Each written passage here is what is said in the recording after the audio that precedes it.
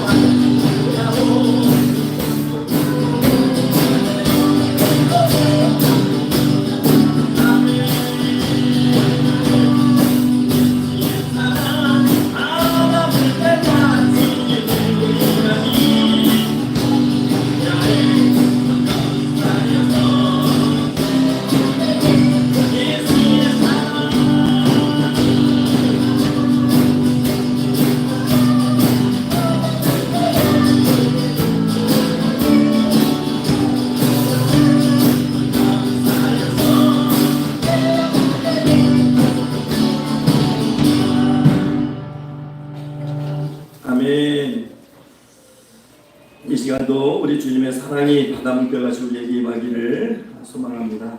이제 우리 또 한 주간 또 지금까지 지켜주신 주님의 은혜를 찬양합시다. 우리 은혜로다 찬양하겠습니다.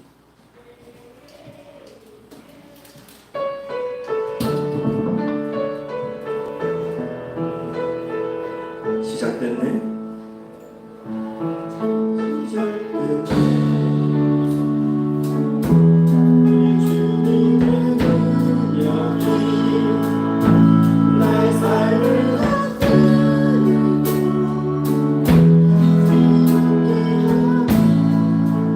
자유 안에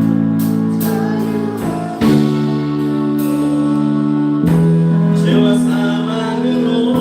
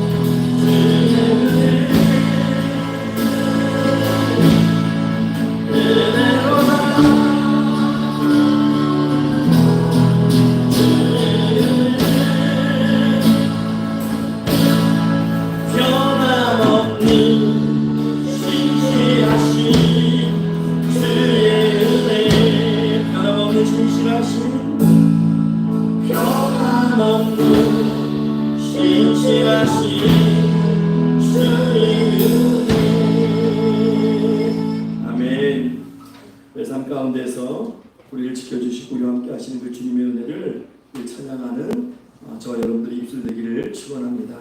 이 시간에 우리 다 같이 부르신 곳에서 찬양하고 부르신 곳에서 찬양 가사가 안 담긴 것 같은데요. 제가 가사를 불러드릴 테니까 우리 같이 찬양하시고 또 예배를 위해서 주여 외치시고 다 같이 동성으로 기도하겠습니다. 부르신 곳에서 따스한 성령님 마음으로 보내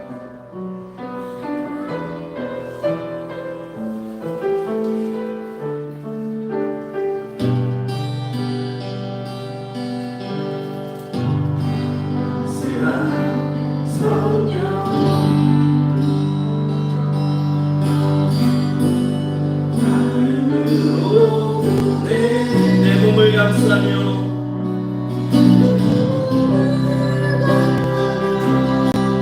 주어지는 명 만족함을 느끼네. 따스한 성령님 마음으로 오네.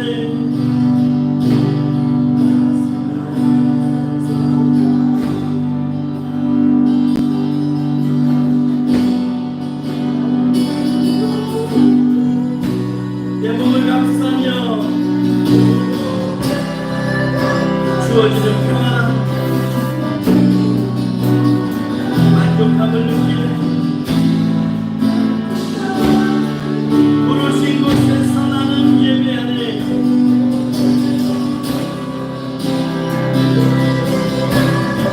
어떤 상황에도 나는 예배하네. 부르신 곳에서 나는 예배하네.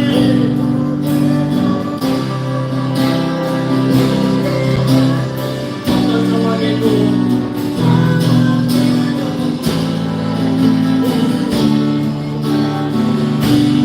사랑과 진리에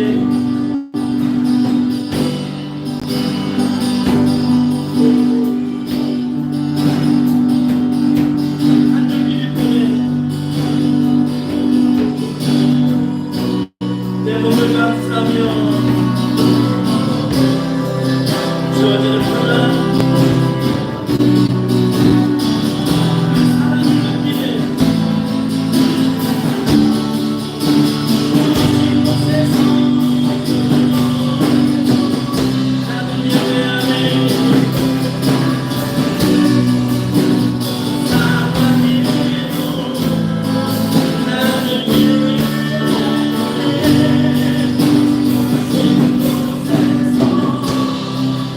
나는 예배하네.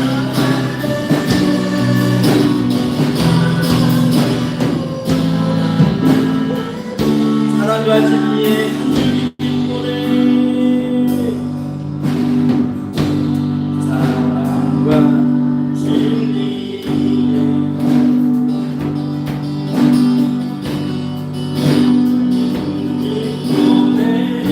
내 몸을 감싸며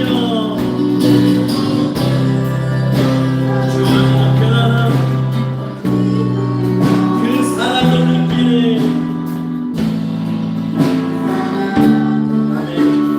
부르신 곳에서 예배하네. 사랑에도 나는 예배하네. 어떤 상황에도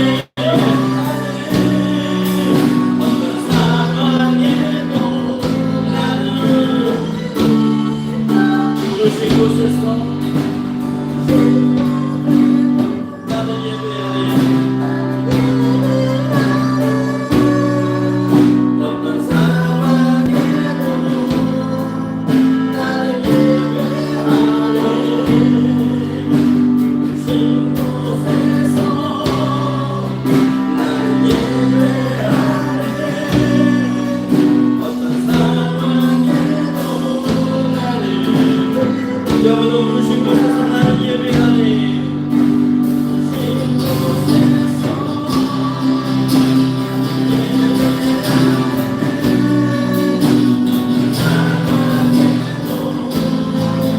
나는 예배하네.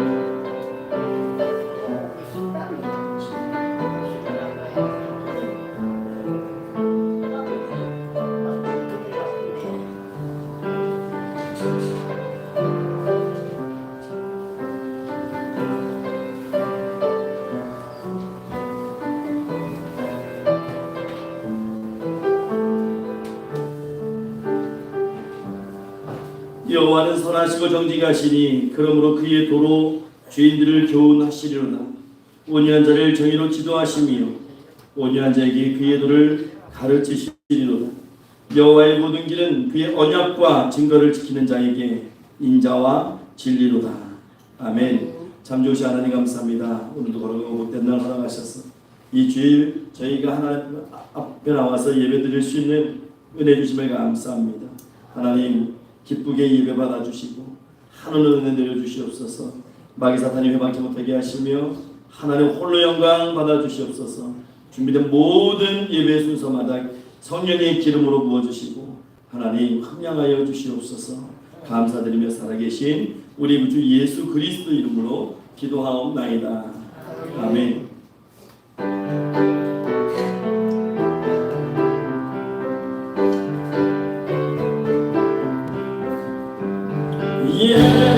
예수는 그리스도 예수는 주 하나님의 영으로 경배를 지존하신 주님 이름 앞에 지존하신 주님 이름 앞에 모든 무릎 꿇고 다 경배해 거룩하신 주님 보좌에 엎드려 절하세. 예수 그리스도 아멘. 예수는 주 하나님의 영으로 경배드리고 지존하신 주님 이름 앞에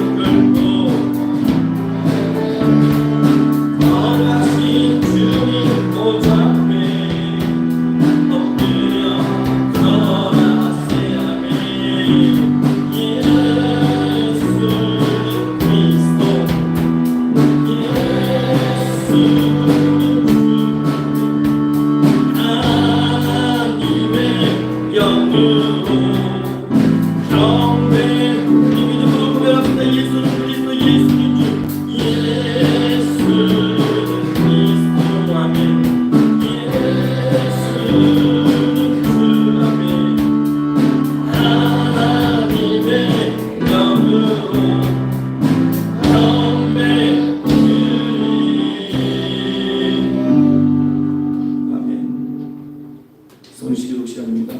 결론은 83번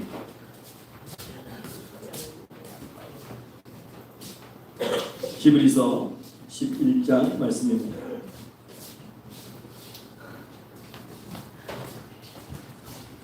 믿음은 바라는 것들의 실상이요 보이지 않는 것들의 증거니 선진들의 비로소 증거를 얻었느니라. 믿음으로 모든 세계가 하나님의 말씀으로 지어진 줄을 우리가 아나니 보이는 것은 나타난 것으로 말미암아 된 것이 아니니라. 믿음으로 아벨은 가인보다 더 나은 제사를 하나님께 드림으로 의로운 자라 하시는 증거를 얻었으니 하나님이 그 예물에 대하여 증언하심이라. 그가 죽었으나 그 믿음으로써 지금도 말하느니라. 믿음으로 에녹은 죽음을 보지 않고 옮겨졌으니 하나님이 그를 옮기심으로 다시 보이지 아니하였느니라. 그는 옮겨지기 전에 하나님을 기쁘시게 하는 자라 하는 중 증거를 받았느니라. 믿음이 없이는 하나님을 기쁘시게 하지 못하나니 하나님께 나아가는 자는 반드시 그가 계신 것과 또한 그가 자기를 찾는 자들에게 상 주시는 이심을 믿어야 할지니라. 아멘. 이 시간 다같이 사도신경으로 우리 신앙을 고백하겠습니다. 나는 전능하신 아버지 하나님 천지의 창조주를 믿습니다. 우리 주 예수 그리스도를 믿습니다. 그는 성령으로 있게 되어 동정녀 마리아에게 생하시고 본디 빌라도에게 고난을 받고 십자가에 못 박혀 죽으시고 장사된 지 사흘 만에 죽은 자 가운데서 다시 살아나셨으며 하늘에 오르시어 전능하신 아버지 하나님 우편에 앉아 계시다가 거기로부터 살아있는 자와 죽은 자를 심판하러 오십니다. 나는 성령을 믿으며 거룩한 공교회와 성경교제와 구성하는 것 몸의 부활과 영생을 믿습니다. 아멘. 자리에 앉으셔서 찬송가 550장 찬송하시고 예배를 위해서 한종기 집사님 대표로 기도해 주시겠습니다. 찬송가 550장입니다.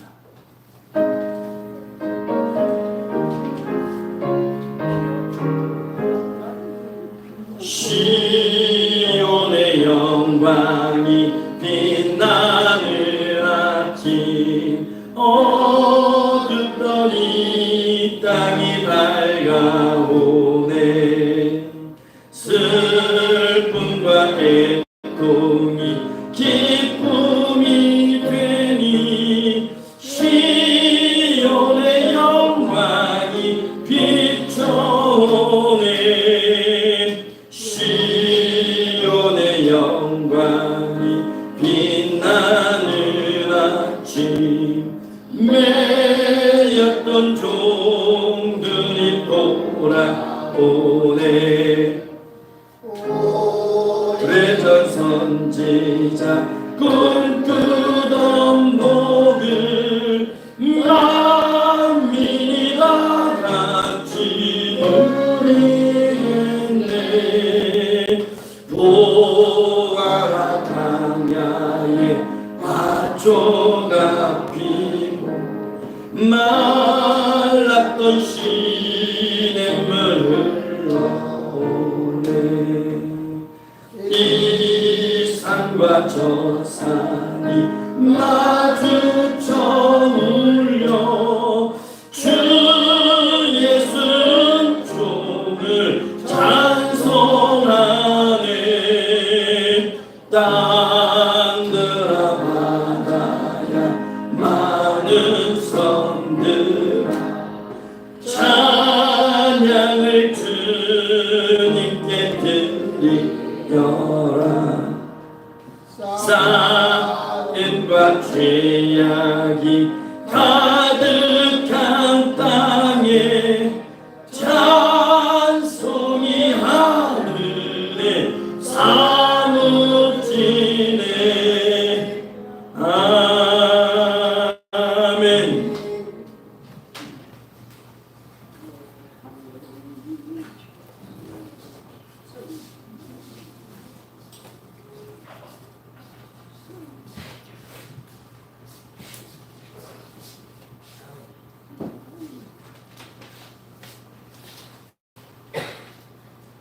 우리의 기도를 들으시는 하나님, 우리의 기도와 간구를 들으시는 하나님을 사랑하며 경배합니다. 우리의 보잘것없는 기도를 향기롭게 하여 주시고 우리를 축복하여 주시니 감사드립니다. 우리의 기도가 하나님 보좌까지 전달되게 하여 주시고 놀라운 응답을 체험하게 하시며 기도의 힘을 얻어 오랜 시간 동안 기도하는게 살게 하여 주소서. 한 주간 동안 세상 이름은 분주하며 교회를 잊어버린 채 살아왔습니다. 늘 성전을 사모하며 교회에 나온 성도들 전날보다 더 행복한 시간을 보내게 하여 주옵소서. 나오시지 못하는 성도님들도 있습니다. 위로의 샘물을 솟게 하시고 은혜의 단비를 내려 주셔서 우리는 다 약하고 약한 그릇 같으나 그리스도를 우리 안에 오심으로 만 가지 환난도 모두 이기게 하여 주옵소서. 한상에 세워진 조성훈 목사님 항상 건강하시게 돌봐주시며 성령을 덧입혀 주시어 하나님의 말씀을 담아 주셔서 하나님의 큰 영광 나타나게 하소서. 우리의 힘든 중에도 낙심하지 마시고 더욱 주님의 의지하게 하소서. 믿음의 실을 이겨내는 우리를 성숙하게 하시고 기뻐하게 하소서. 찬양 드리는 모든 이에게 축복 내려주시며 외면에서의 찬양팀 특히 기억하시오. 4세대의 큰 인물로 승화시켜 주시고 그 가족들도 주님 앞에 나오셔서 축복받게 하여 주소서. 우리 성도님들 육체의 고통 마음의 심령 만사오니 십자가의 보혈로 깨끗이 씻어주시오. 새 생명 되게 하여 주소서. 살아계신 예수님으로 감사하며 기도드립니다. 아멘.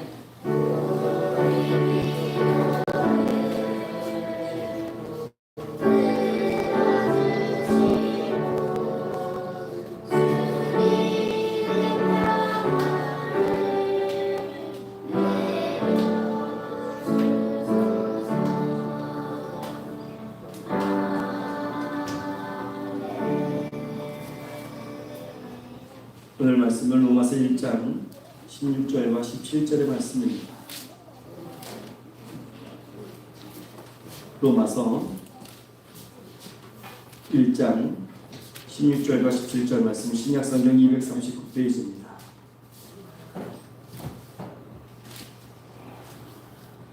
(16절) 17절 말씀 같이 읽겠습니다. 한 목소리 읽겠습니다. 내가 복음을 부끄러워하지 아니하노니 이 복음은 모든 믿는 자에게 구원을 주시는 하나님의 능력이 됩니다. 먼저는 유대인에게 그리고 헬라인에게로 복음에는 하나님의 의가 나타나서 믿음으로 믿음에 이르게 하나니 기록된 바 오직 믿음은 의는 믿음으로 말미암아 살리라 함과 같으니라. 아멘. 이 시간 에베네zer 어린 찬양단 찬양하겠습니다.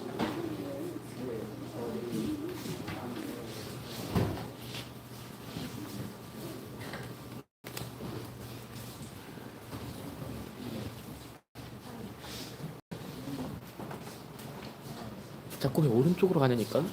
아이고.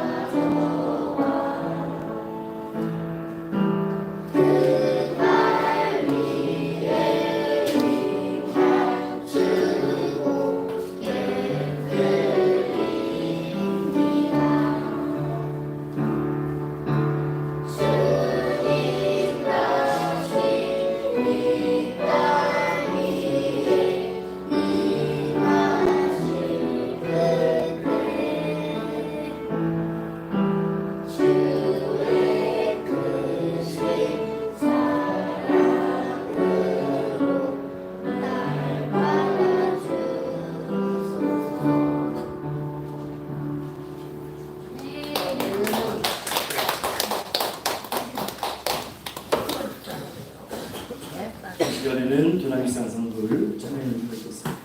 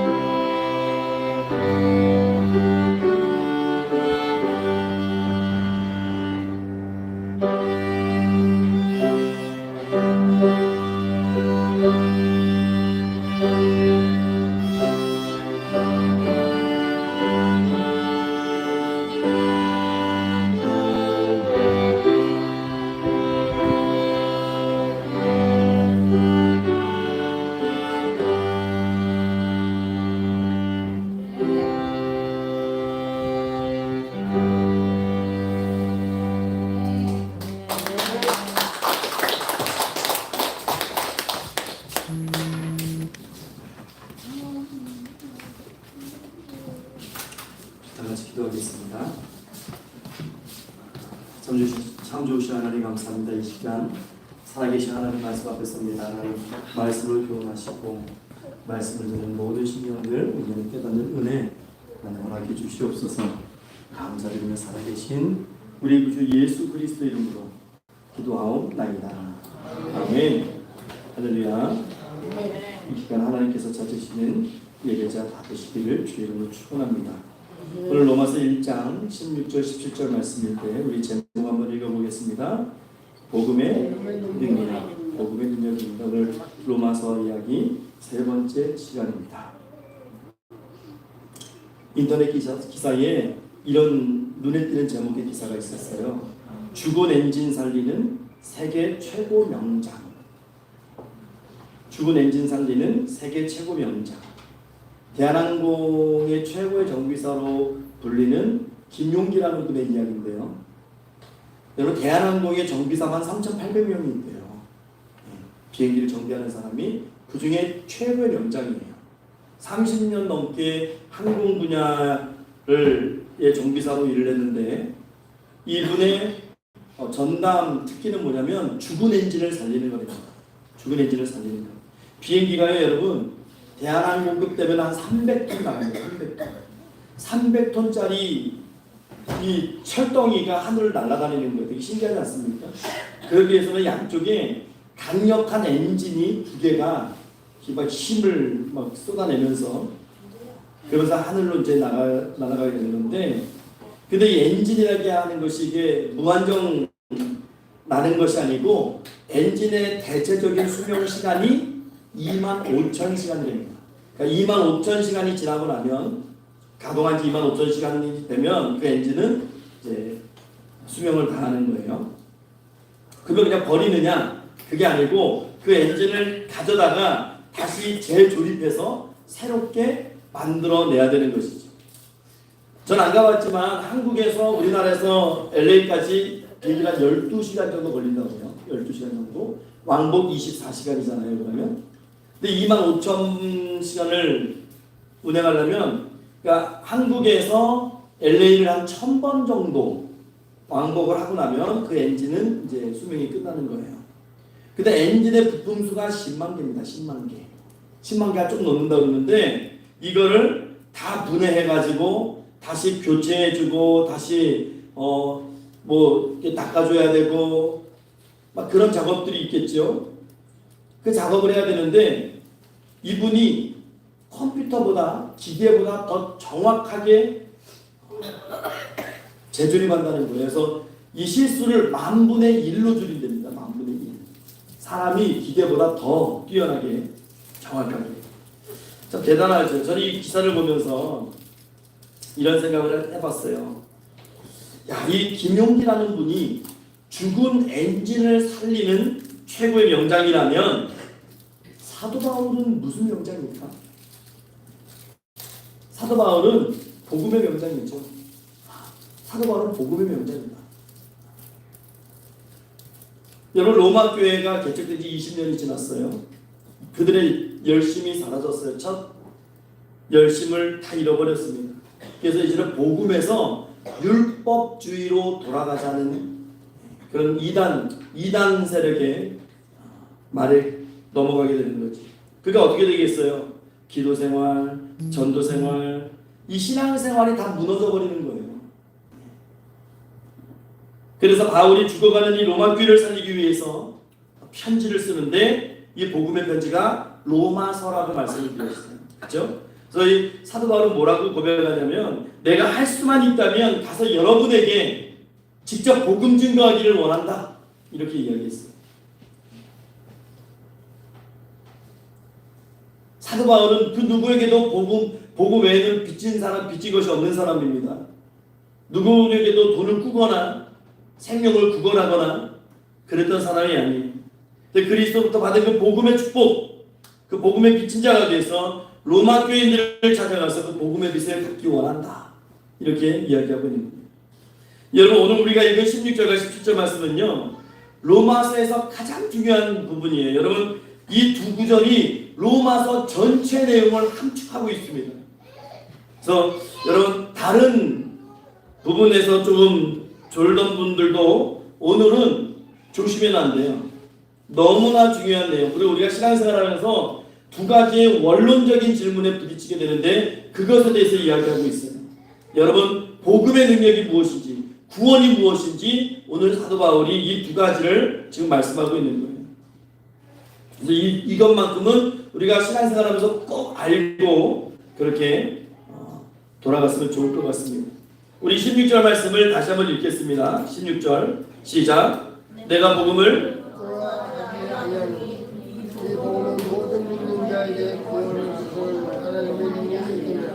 첫째는 유대인에게요 그리고 헬라인에게요. 16절 사도 바울은 어떻게 시작합니까? 내가 복음을 부끄러워하지 아니하노니. 바울은 한때 복음을 부끄러워했던 사람입니다. 그런데 지금은 복음을 부끄러워하지 않습니다. 복음이 너무나 자랑스럽습니다. 오히려 그 복음을 자랑하는 사람으로 살아갑니다. 그래서 이 구절 내가 복음을 부끄러워하지 아니하노니 이 구절을 바꿔서 읽는다면 내가 복음을 자랑하노니 이렇게 바꿀 수 있는 거죠. 바울은 왜 복음을 부끄러워하지 않고 그렇게 자랑스러워할까요? 16절에 사도 바울은 이렇게 이야기합니다. 모든 믿는 자에게 구원을 주시는 하나님의 능력이기 때문이다. 이렇게 얘기해요. 두 번째 이유가 17절에 나오는데 복음에는 하나님의 의가 나타나서 믿음으로 믿음에 이르게 하기 때문에 사도 바울은 복음을 부끄러워하지 않고 오히려 복음을 자랑한다. 이렇게 말씀합니다. 그래서 16절과 17절은 하나의 구절이에요. 그래서 연결해서 읽을 수 있어요. 내가 복음을 부끄러워하지 않는데 왜냐하면 복음은 모든 사람을 구원하는 하나님의 능력이 되기 때문이고 복음에는 하나님의 의가 나타나서 사람들로 하여금 믿음으로 믿음에 이르게 하기 때문이다. 이렇게 얘기할 수 있습니다. 우리가 오늘 이 본문을 중심으로 몇 가지 질문을 가져보려고 하는데요. 첫 번째가 복음이라는 것이 무엇인가 하는 거예요. 사도 바울은요, 내가 복음을 부끄러워하지 않는다고 그랬어요. 내가 복음을 자랑한다고 얘기해요. 내가 복음 전하기를 원한다고 얘기해요. 복음이 우리를 살리는 것인데 그런 복음이 여러분 대체 무엇입니까? 복음이 무엇입니까? 복음은 헬라어로 유앙겔리온, 영어로는 굿뉴스, 좋은 소식이에요. 이게 전쟁과 관련된 언어입니다. 복음이라고 하는 것은 예전에는 전쟁이 나면 인편으로 소식을 전하죠. 요즘 같으면은 뭐 해외에서 전쟁이 나도 바로 몇 시간 뒤면 외신을 통해서 우리가 바로 알 수 있는데 옛날에는 그렇지 않았잖아요. 전쟁 나서 6개월 지나고 1년 지나야 그때야 이제 전령이 온단 말이에요. 전령이 달려오면 막 나스팅내에서 나팔을 불어요. 나팔을 불고 사람들을 다 불러 모읍니다. 그리고 나서 이야기하는 거죠. 우리가 전쟁에서 이겼습니다. 여러분 이게 복음이에요. 우리가 전쟁에서 이겼습니다. 그럼 사람들이 어떻게 해요? 막 박수를 치고 환호성을 부르고 군인들은 아직 돌아오지 않았지만 성내에서 먼저 이 짐승을 잡고 잔치를 벌이고 승전하고 돌아오는 군사들을 맞이할 채비를 합니다. 근데 군사들이 그냥 들어오나요? 그렇지 않죠. 전쟁에서 얻은 노획물들을 갖고 와요. 소가 됐던 양이 됐던 염소가 됐던 보석도 갖고 오고 포로도 데려옵니다. 노예로 쓸 포로도 데려오는 거죠. 그러니까 막 성내가 그냥 온통 좋은 소식, 기쁜 소식으로 넘치는 거예요. 근데 반대로 우리가 졌습니다 그러면 어떻게 될까요? 바로 도망가야 되는 거죠. 왜냐하면 이제 잡히면 노예 생활을 해야 되는 거예요. 죽을 때까지. 그래서 이 복음이라고 하는 것은 이 승전의 기쁜 소식이 복음입니다. 주님께서 우리를 대신해서 십자가에서 마귀 사탄과 싸워서 승리한 소식이 바로 우리에게 복음이 되는 것입니다. 예수님께서 십자가에서 지는 모양으로 보이셨지만 사흘 만에 부활하심으로써 사탄을 물리치시고 승리하셨어요. 그리고 우리에게 영원한 승리를 주셨습니다. 이게 복음이에요. 이게 영적인 전쟁의 승리 선포입니다. 그래서 복음이라고 하는 것은 예수 그리스도에 관한 소식 또는 예수님과 그 십자가에 관한 소식, 이게 복음인데 이 복음이 능력이 있습니다. 이게 능력이 있어가지고 이 소식이 전해지고 이것이 전달되어질 때 악한 영들의 진이 회파되는 거예요. 그런데 바울이 한때는 이 복음이 무엇인지 몰랐어요. 그래서 이 복음이 무엇인지 몰라가지고 그저 그냥 예수 믿는 사람들 잡아 죽이는 것이 자기 사명으로, 이 복음을 사도 바울은 몰랐습니다. 그래서 전에는 십자가 하면 부끄럽게 생각했어요. 사형 틀이거든요. 아주 잔혹한 그런 정치범이나 죄를 많이 지은 사람들, 흉악범을 죽이는 장소가 이 십자가예요. 그러니까 수치스럽고 굉장히 부끄러운 이 형틀이 십자가입니다. 그런데 예수 그리스도께서 십자가에 죽으셨다가 부활하심으로 말미암아서 십자가는 이제 더 이상 수치의 어떤 상징이 아니고 영광의 상징이 됐어요. 승리의 상징이 되고 구원의 십자가가 된 것입니다. 그래서 이 바울은 이 복음이 부끄러워지만 않았어요. 예수라는 사람이 와서 십자가에 죽고 어쩌고 저쩌고 그런 건 다 미련한 일로 생각했어요. 그래서 사도 바울이 뭐라고 얘기하냐면 유대인들에게는 그것이 거리끼는 일이고 이방인들에게는 그것이 미련한 일이라고 생각했습니다. 그런데 사울이 주님을 만나요. 다메섹으로 가는 그 길가에서 주님을 만나요. 예수님이 이 사울을 부릅니다. 사울아 사울아, 네가 왜 나를 박해하느냐, 핍박하느냐. 그 음성을 듣고 주님 만난 이후로 사울의 인생이 변화됩니다. 그리고 이제 그는 복음을 자랑하는 복음의 일꾼이 됐어요. 그래서 고린도전서 1장에 보면 사도 바울은 뭐라고 얘기하냐면 우리는 십자가에 못 박힌 그리스도를 전한다 이렇게 얘기했어요. 여러분 이게 복음입니다. 십자가에 못 박히신 예수 그리스도를 전하는 것이 복음이에요. 이것을 지금 사도 바울이 이야기하는 거예요. 부끄러운 마음으로 이야기하는 것이 아니고 너무나 자랑스럽고 너무나 놀라운 그 일들을 사도 바울이 이야기하고 있는 겁니다. 우리 고린도전서 1장 23절 24절 말씀을 한번 읽어보겠습니다. 고린도전서 1장 23절 24절 시작.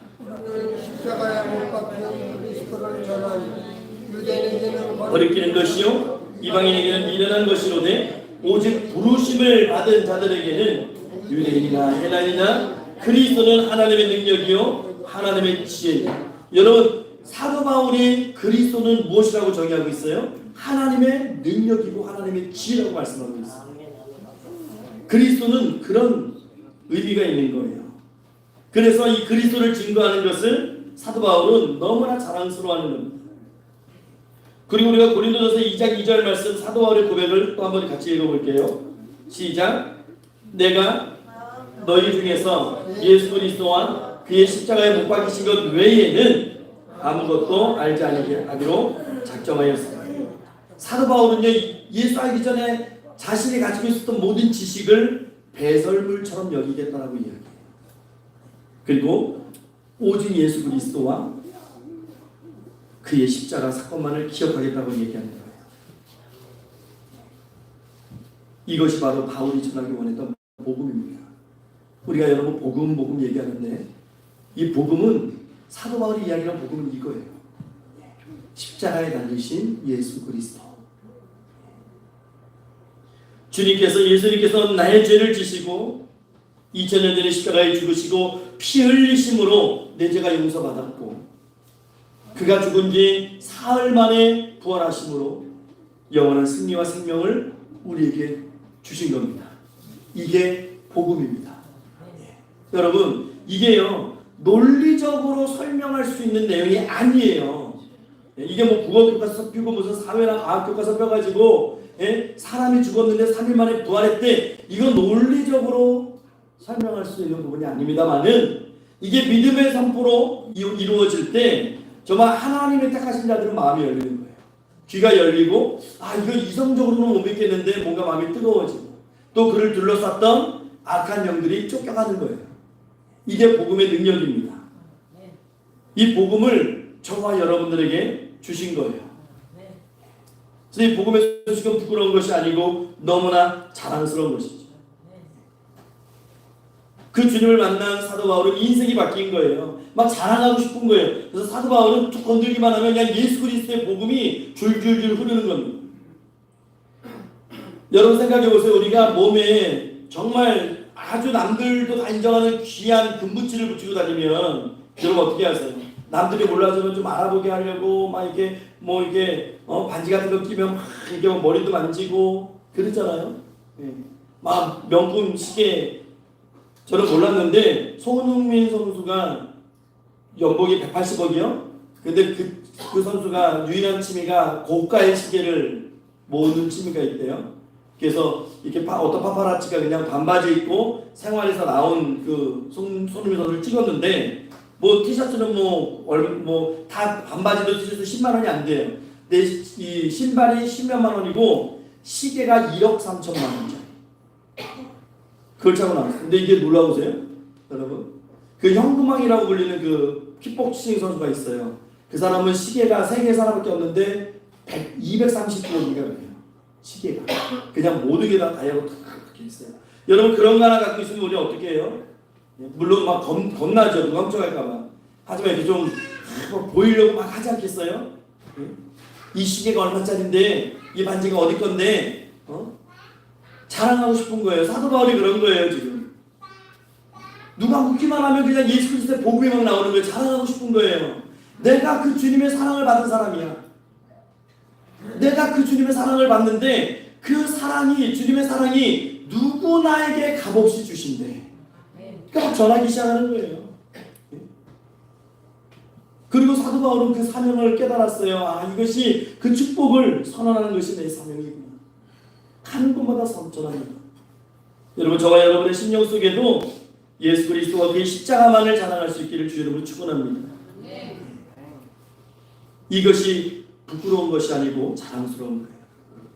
이제 복음 하면 우리가 뭔지 알겠죠? 복음은 예수 그리스도와 그의 십자가 이야기입니다. 이 복음을 우리에게 구원을 주신 하나님의 능력이라고 했어요. 하나님의 능력. 그럼 두 번째로 한번 생각해 볼까요? 구원이 무엇입니까?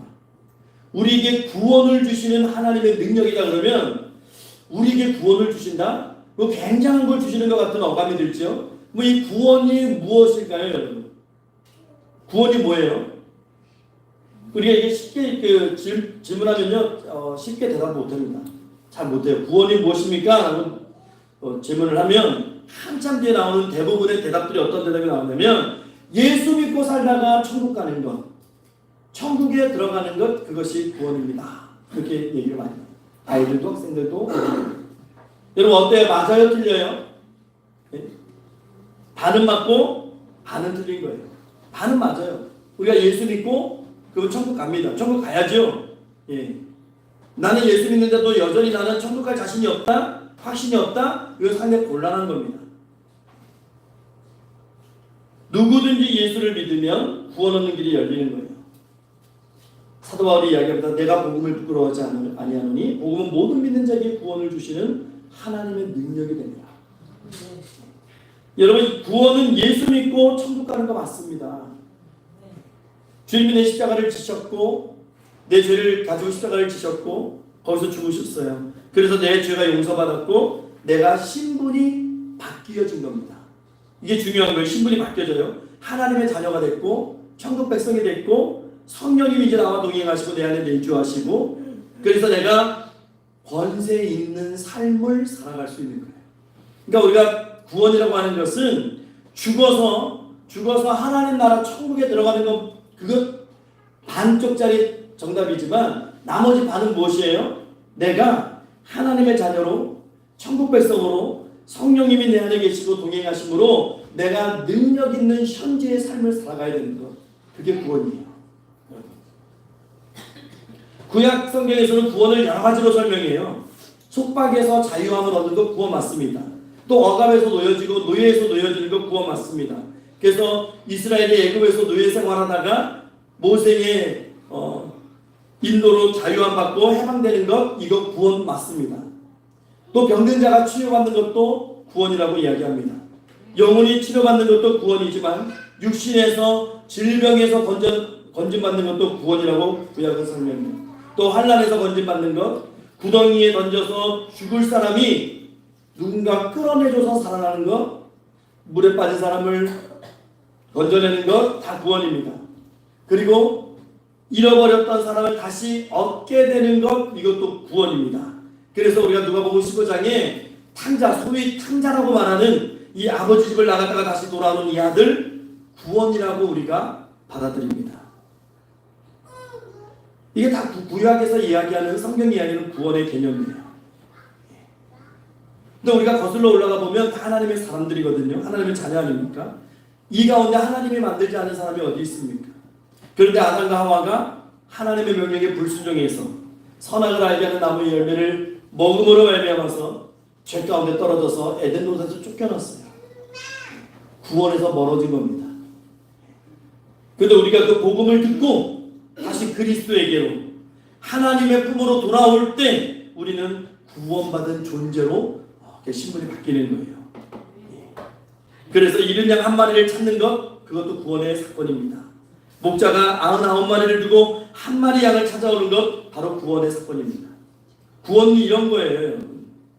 죄 용서받고 우리가 하나님의 자녀의 신분을 회복하는 것, 새롭게 얻는 것이 아니고 회복하는 것, 이게 구원입니다. 그래서 에베소서 2장 1절에 보면요, 그는 허물과 죄로 죽었던 너희를 살리셨도다, 이렇게 말씀하고 있어요. 우리가 구원받기 전에, 예수님 만나기 전에, 복음을 듣기 전에는 죽었던 사람. 예, 그래서 우리가 기도할 때요, 우리가 때로는 이렇게 기도해요. 죽을 수밖에 없는 우리 죄인들을 살려주셔서. 이거 잘못된 표현이라고 얘기할 수는 없지만, 근데 정확히 말한 성경대로 말하자면요, 이 표현이 더 맞는 거예요. 이미 죽었던 저희들을 살려주셔서. 이게 성경적으로 더 맞는 거예요. 우리는 이미 죽었던 사람들이에요. 우리는. 근데 우리가 예수를 믿음으로 한 번 부활을 경험한 거예요. 내가 다시 살아난 거예요. 그래서 갈라디아서 5장 1절에는 그리스도께서 우리를 자유롭게 하려고 자유를 주셨으니 그러므로 굳건하게 서서 다시는 종의 멍에를 매지 말라, 이렇게 말씀하십니다. 근데 우리는 삶 가운데 어떻습니까? 여전히 종의 이 멍에를 매여 죄의 종이 됐고, 사탄의 종이 되고, 육신의 종이 되고, 정욕의 종이 되고, 물질의 종이 되고, 하나님보다 더 사랑하는 것들이 너무나 많은 것이죠. 성경은 우리에게 종의 멍에를 매지 말라고 말씀하셨어요. 예수께서 우리에게 자유를 주셨다, 이렇게 말씀하고 있는 거예요. 여러분, 도박은 습관이에요. 그래서 그 습관에 맞들이면, 도박 안 하면 못 삽니다. 꼭 도박을 해야 돼요. 그래서 자기가 갖고 있는 모든 거 다 팔아서 도박판에 갑니다. 집까지 팔아요. 흔한 얘기로 자기 부인까지 판다고 하잖아요. 도박에 물들게 되면. 그게 자기 정신으로 하는 걸까요? 아니. 누군가가 보이지 않는 존재가 조종하는 거죠. 여러분, 술도 마찬가지입니다. 술을 계속 마시면 어떻게 돼요? 술의 노예가 돼요. 알코올릭이 돼가지고, 중독이 돼가지고, 술 안 먹으면 집중을 못해요. 술 안 먹으면 평안이 없어요. 술 안 먹으면 몸이 컨트롤이 안 돼요. 술 안 먹으면 잠을 못 자요. 술의 노예가 되는 거예요. 그런데 복음은 우리로 하여금 그런 것들로부터 자유하게 하는 능력을 주신다는 거예요. 그게 복음의 능력이라는 거예요. 그래서 여러분 정말 복음을 바로 알고 바로 깨달으면 내 삶을 얽매이고 있는 죄의 습성들, 이 사탄의 어떤 흔적들 다 떨쳐내고 자유받을 수 있는 그 능력이 복음 안에 있습니다. 이게 복음의 능력이에요. 그리고 오늘 복음의 능력을 다른 말로 설명한 것이 17절 말씀이 나오는데 우리 17절 말씀을 한번 읽어볼게요. 17절 말씀 시작. 복음에는 하나님의 의가 나타나서 믿음으로 믿음에 이르게 하나니 기록된 바 오직 의는 믿음으로 말미암아 살리라 함과 같으니라. 여러분 복음을 무엇이라고 이야기합니까? 하나님의 의라고 이야기합니다. 하나님의 의라는 말이 구원과 같은 의미예요. 하나님의 의라는 것이. 복음에는 구원이 나타났어요. 복음에는 하나님의 의가 나타났어요. 그래서 예수 그리스도를 믿는 사람은 하나님의 의로 인해서 죄를 용서받고 구원받을 수 있는 길이 열리는 겁니다. 하나님의 의, 여기서 발생한 것이 의인이에요. 의롭다고 인정받는 겁니다. 여러분 의라는 말은요, 곧다, 순결하다, 깨끗하다, 거룩하다, 정결하다 이런 게 의라는 말에 포함되어 있어요. 그렇기 때문에 죄가 있는 사람은 하나님 앞에 나갈 수가 없는 겁니다. 그런데 우리가 죄인임에도 불구하고 예수 그리스도를 믿을 때 하나님께서 우리에게 의의 겉옷을 입혀주셨어요. 이게 중요한 거예요. 의의 겉옷을 입혀주셨다는 것.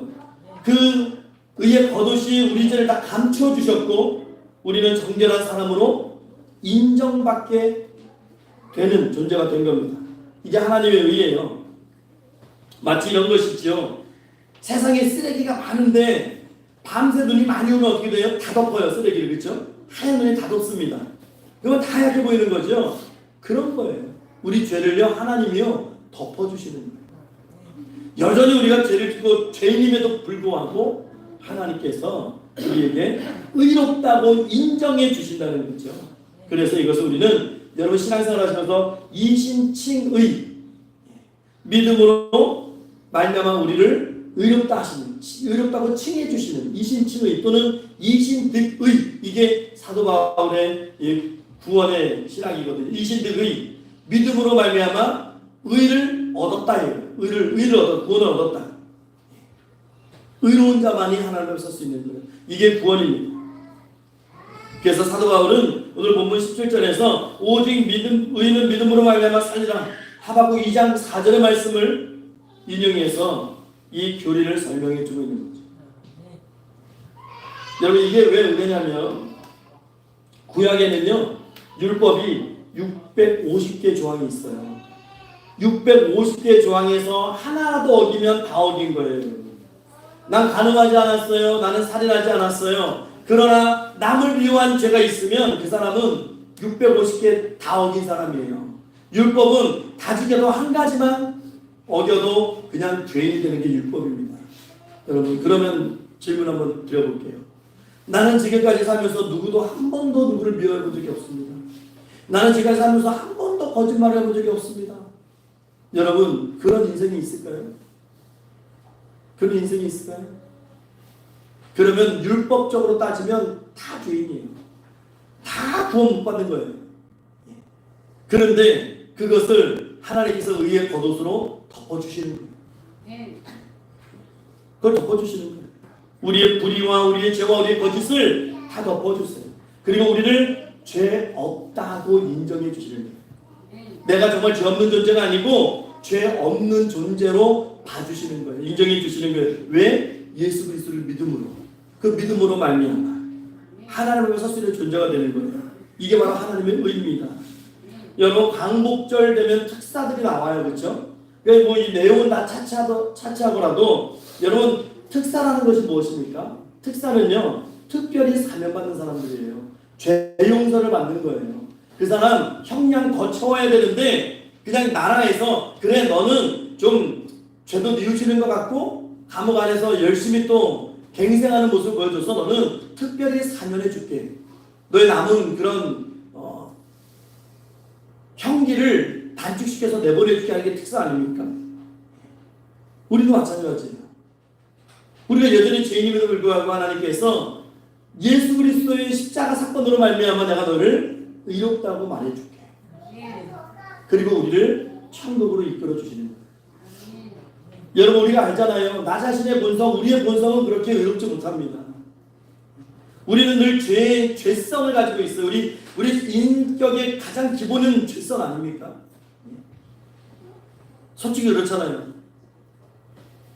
그런데도 하나님께서 그것까지도 아시고 우리를 덮어주시는 거예요. 그런데 중요한 것은 뭡니까? 우리가 그렇게 하나님의 사람, 천국의 사람, 구원받은 축복의 사람임에도 불구하고 죄의 유혹은 늘 우리를 따라다녀요. 내가 예수 믿는다고 해서 내가 죄로부터 자유로운 건 아닙니다. 우리가 예수 믿는다고 해서 우리에게 유혹이 안 다가오는 것도 아니에요. 왜? 본성이 그래요. 우리 본성이 약하기 때문에 마귀가 자꾸만 유혹거리를 갖다 놓는 거예요. 그런데 그것을 이길 수 있는 유일한 방법이 하나 있어요. 복음의 능력으로 무장하면 됩니다. 예수 그리스도 그 십자가로 우리가 죄의 유혹을 이길 수 있어요. 여러분 구원이라는 것이 바로 이런 겁니다. 얽매임에서 자유함을 얻고 이 땅을 살아가면서 이미 우리는 구원을 받은 사람들로 살아가는 거예요. 그러니까 나는 아직 구원을 받지 않았지만 난 구원받을 존재야. 그러니까 나는 천국에 가서 난 영원히 살 거야. 그게 구원이야 라고 얘기할 수도 있겠지만 이미 이 땅에서 우리는 구원받은 사람으로 살아가야 된다는 거예요. 그런 모습으로. 우리 요한복음 5장 24절 말씀 한번 읽어볼게요.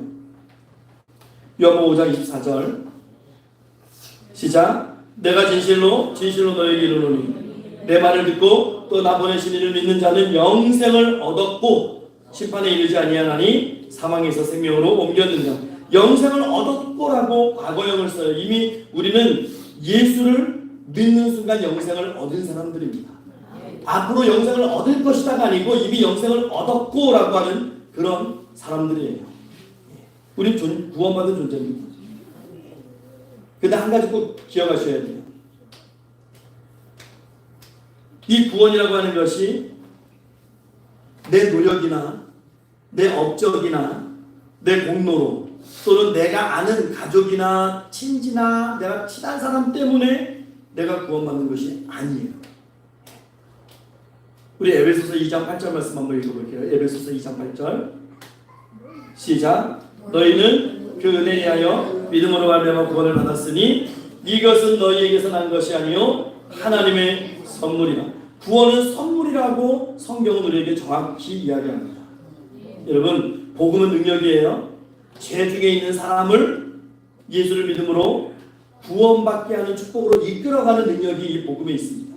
그리고 그것을 우리는 구원이라고 얘기하는 거예요. 그래서 복음과 구원은 절대로 떨어져서 설명할 수 있는 게 아니에요. 복음을 설명하면 구원이 나와야 되고 구원을 설명하면 복음이 나와야 돼요. 근데 이것을 가장 잘 정리해 놓은 게 이 로마서예요. 사도 바울이에요. 우리가 이것을 잃어버리면 안 됩니다. 예수님을 영접한 사람들, 요한복음 1장 12절 말씀처럼 영접하는 자 곧 그 이름을 믿는 자들에게는 하나님의 자녀가 되는 권세를 주셨다고 하셨어요. 우리가 그 권세를 누리고 살아가야 되는데 근데 이것이 자칫 잘못하면 내가 잘해서 내가 열심히 믿어서 구원을 얻은 거야 라고 생각하시면 안 되는 거예요. 내 노력과 상관없이 하나님이 구원을 나에게 주신 겁니다. 그렇기 때문에 저런 사람도 구원받는다고? 말이 안 돼. 그렇게 따지시는 건 아니에요. 이 구원은 돈 주고도 못 사요. 하나님의 선물이기 때문에 구원은 하나님의 능력에서 나옵니다.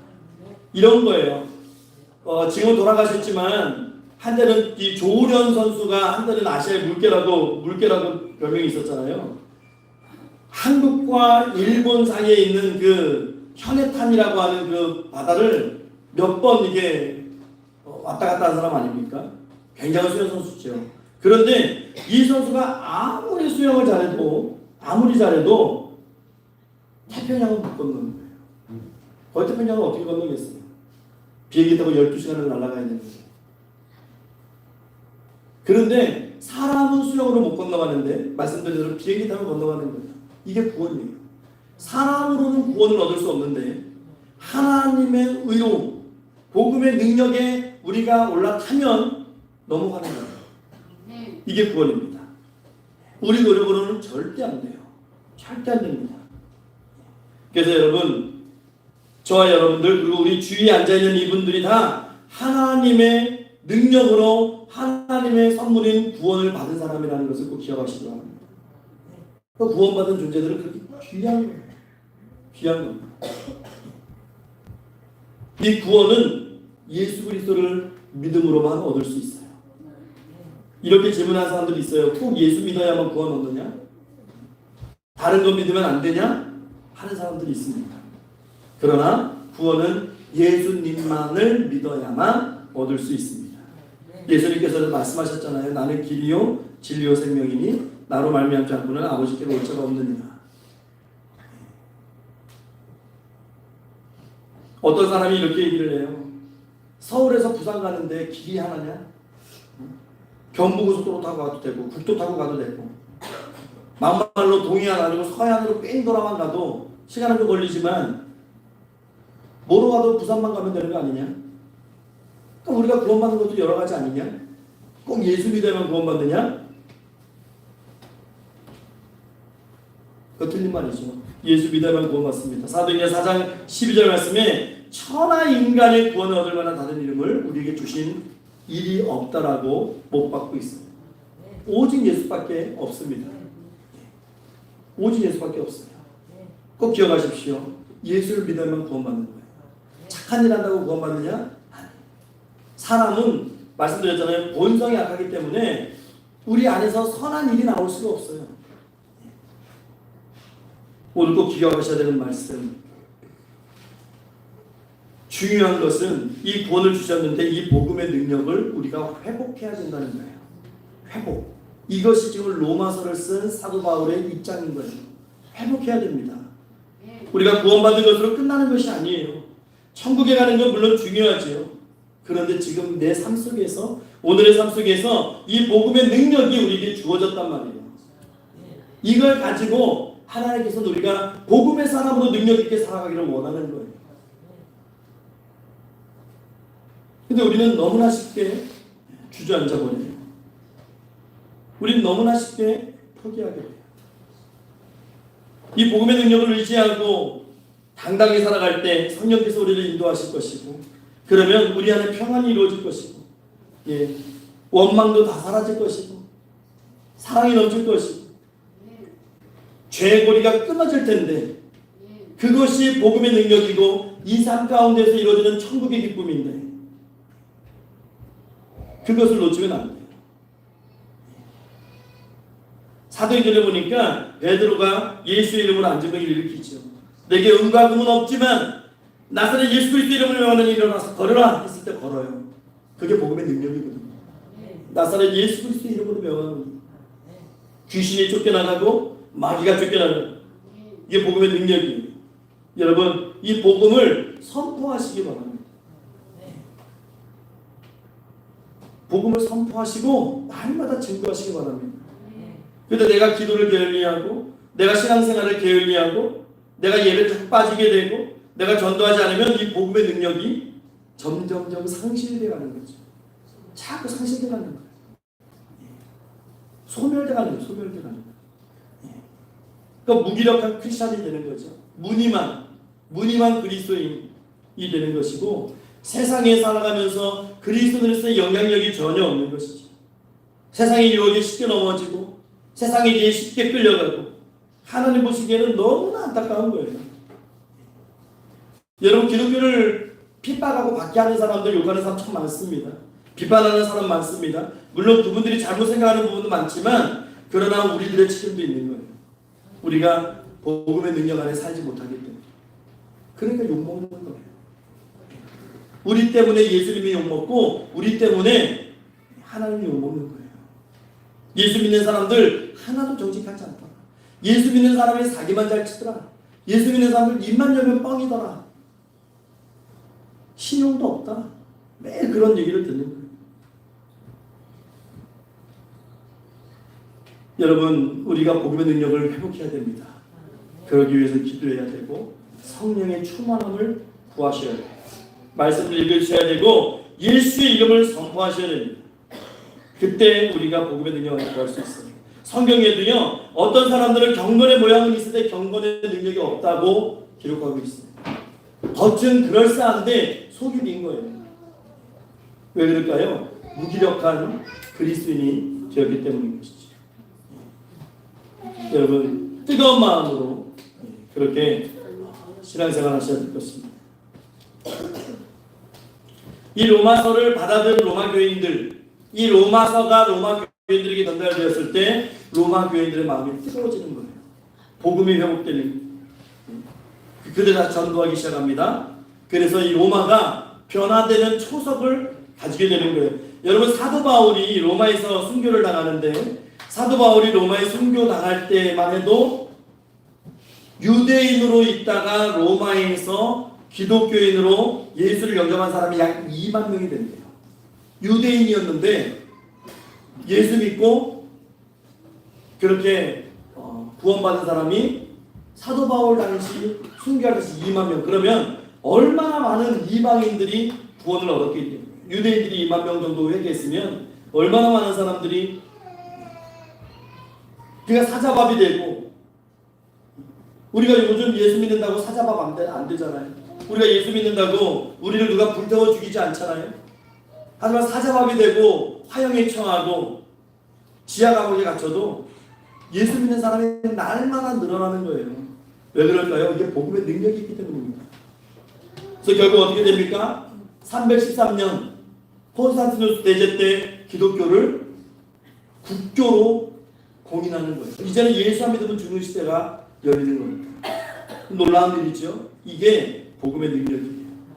여러분, 그 능력을 우리 안에 주셨단 말이에요. 여러분, 오늘 이 시대에 이 오늘 점등이 복음화되려면 여러분 다른 거 없어요. 예수 믿는 사람들이, 각 교회의 그 성도들이, 우리 평강교회 성도님들 마음이 복음의 불길이 불덩이가 타올라야 되는 거예요. 그래서 가는 곳마다 복음이 선포되고 악한 것들이 머물 수 있는 공간이 없어져야 되고, 그럴 때에 점동이 복음화가 되는 겁니다. 오늘 믿지 않는 불신자들, 우리 가족들, 우리 이웃들, 이런 분들에게 자꾸 복음을 증거하셔야 돼요. 자랑해야 될 십자가의 복음을 우리가 전해야 되는 것입니다. 그럴 때 그들이 듣고 깨닫는 것이에요. 주님께서 우리에게 십자가의 복음, 십자가 피 묻은 그 복음, 예수의 이 복음을 이미 다 주셨어요. 다 값을 치러주셨어요. 여러분, 이 복음의 능력을 마음에 안고 힘있게 복음을 증거하시기 바랍니다. 그렇게 살아가시기 바랍니다. 그렇게 선포하면서 예수의 이름을 높이시길 바랍니다. 그래서 오늘도 내일도 매일매일 나에게 주어진 이 매일매일의 시간, 하나님의 나라를 확장시켜 나가는, 그렇게 복음 안에 순종하고 복음 안에 행하는 저와 여러분의 삶이 될 수 있기를 부활하신 우리 구주 예수 그리스도의 이름으로 축원합니다. 기도하겠습니다. 참 좋으신 하나님 감사합니다.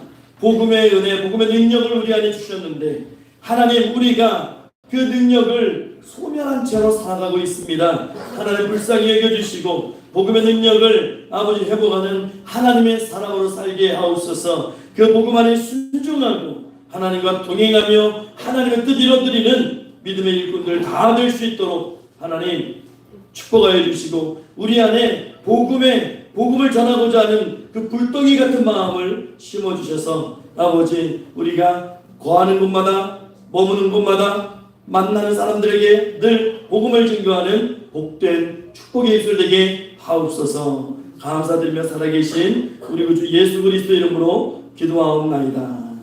아멘.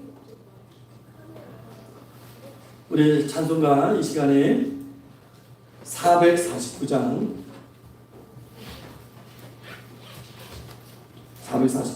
우리 찬송하시면서 하나님 앞에 보내겠습니다.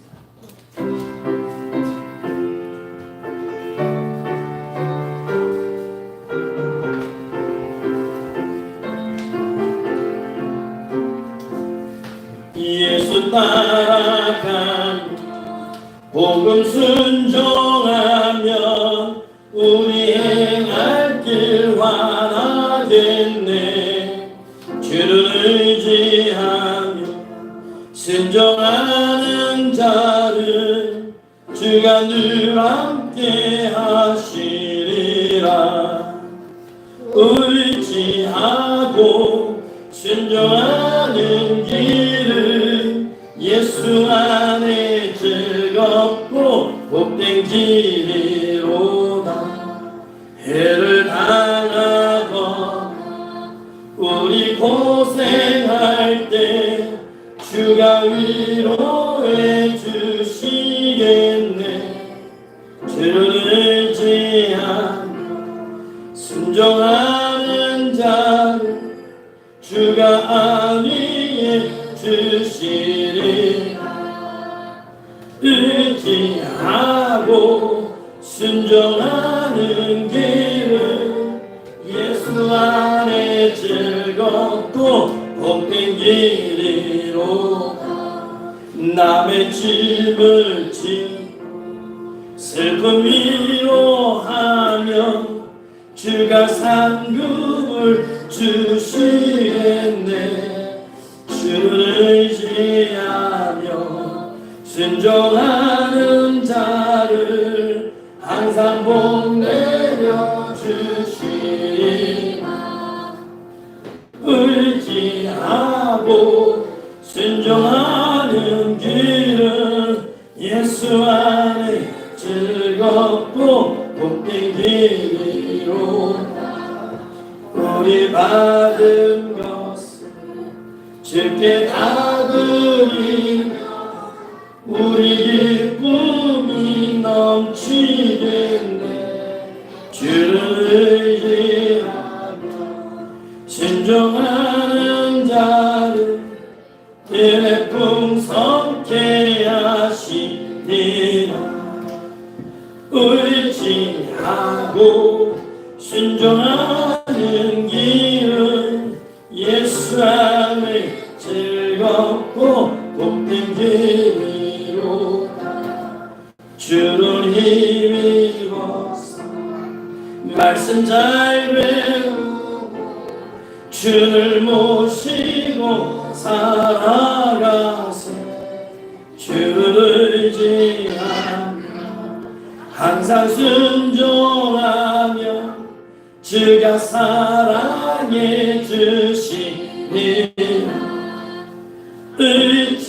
의지하고 순종하는 길 예수 안에 즐겁고 복된 길이로다. 같이 기도하겠습니다. 잠시 하나님 감사합니다. 이 시간 우리 사랑하는 평강의 성도님들 하나님 앞에 감사하는 마음으로 기쁘게 이 예물을 드립니다. 하나님 축복해 주시고 아버지 예물 아버지 기쁘게 음양하여 주시옵소서. 아버지 연복에서 낸 하나님의 성도들의 삶을 기억하시고 아버지 그들의 삶 가운데 무한히 아버지 축복하셨어요. 이 땅 살아갈 때 건강 때문에 물질 때문에 시험에 들지 않게 하시고 늘 베풀며 하나님을 증거하는 하나님의 사람들로 살아갈 수 있도록 주님 축복해 주시옵소서. 이 예물이 아버지 정말 하나님께서 원하시는 것을 쓰임받는 예물 되기 원하는 아버지 열매 맺는 예물 되게 하시고 하나님 열매 맺을 때에 아버지의 기쁨 가운데에서 아버지 영광 받아 주시옵소서. 감사드리옵고 살아계신 우리 주 예수 그리스도 이름으로 기도하옵나이다. 아멘.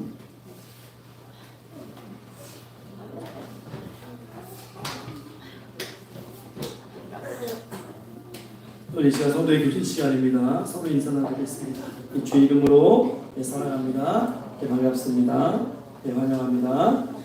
축복합니다. 교회 소식 주보 뒷면 참조하시기 바랍니다.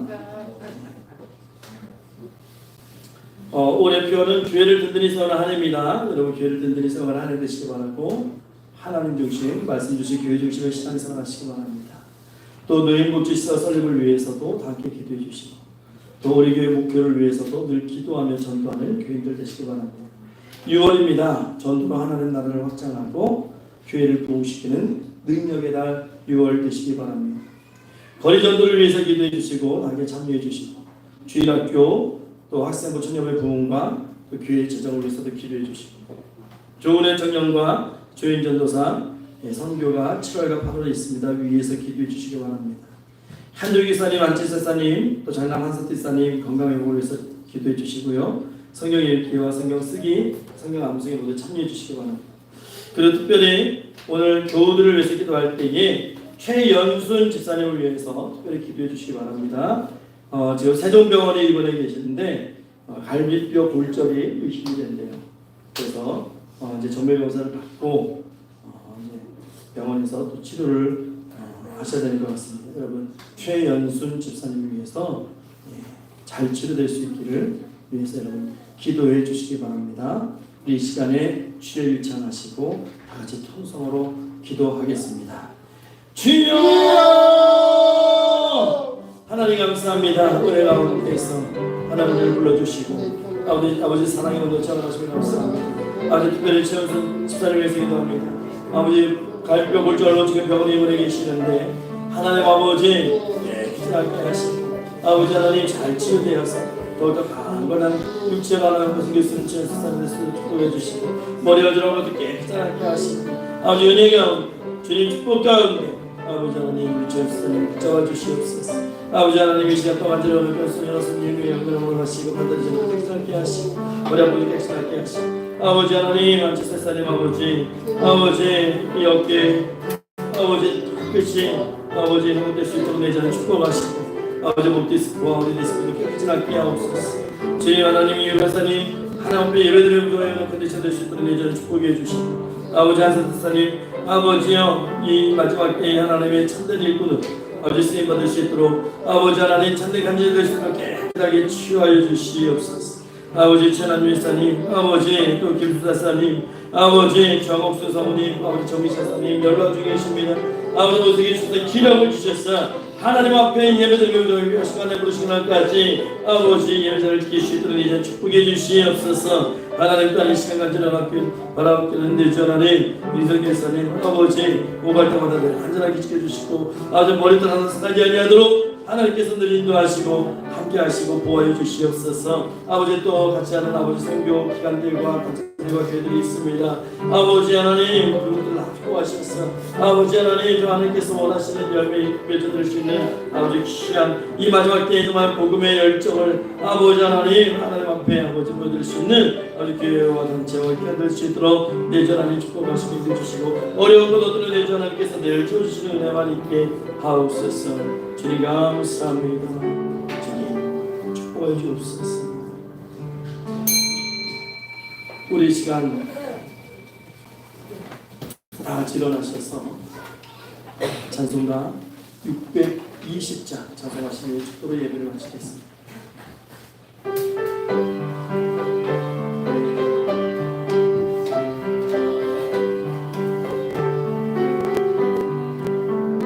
여기에 이들이 주의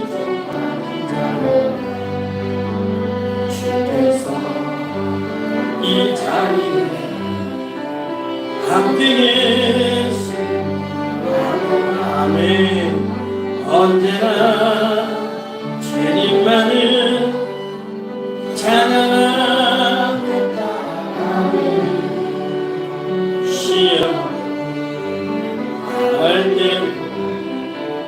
함께 계신 인도라 이 믿음 더욱 크세라 주가 지켜주신다. 어두운 밤에도 주의 밝은 빛 인도하여 주신다.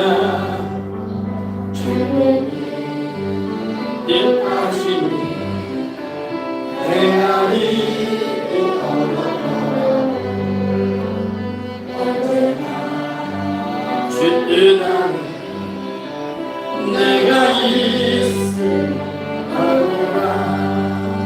사랑과 말씀들이 네 나를 더욱 새롭게 하니 때로는 넘어져도 세우스니 인도한 이 믿음 더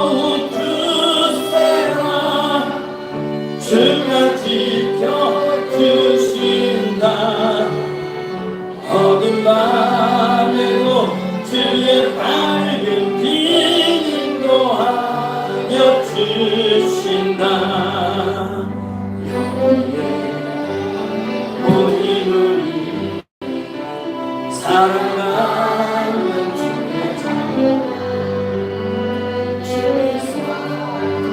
뜻하신 바 우리 통해 펼치신다 고통과 슬픔 중에 더욱 주님 의지하오니 어려움 이겨내 주님 너 아멘 이 믿음 더욱 굳세라 주가 지켜주신다 어둠 밤에도 주의 밝은 비림도 이어주신다. 아멘. 기도하겠습니다. 지금은 우리 구주 예수 그리스도의 십자가의 은혜와 오늘도 살아 역사하시는 하나님 아버지의 말로 다 할 수 없는 그 크신 사랑하십니다. 성령 하나님의 늘 함께 하시고 동행하시고 매주 주말 역사 위로하시며 교통교제하시며 구원의 완성하시며 오늘도 살아계신 하나님 앞에 나와 겸손히 고개 숙이고 복음의 능력 받은 사람으로 늘 예수 그리스도의 십자가의 복음을 증거하는 그런 복된 삶을 살기를 다시 한번 다짐하는 소원하는 소망하는 고개 숙의 평강의 모든 성도들 머리 위에와 그들의 가정과 건속들 위해 또 특별히 이 시간 함께하는 모든 신령들 특별히 사랑하는 아이들과 학생들과 청년들 위해 그리고 교회 위에 이제부터 영원 무궁토록 항상 함께 있을지어다. 아멘.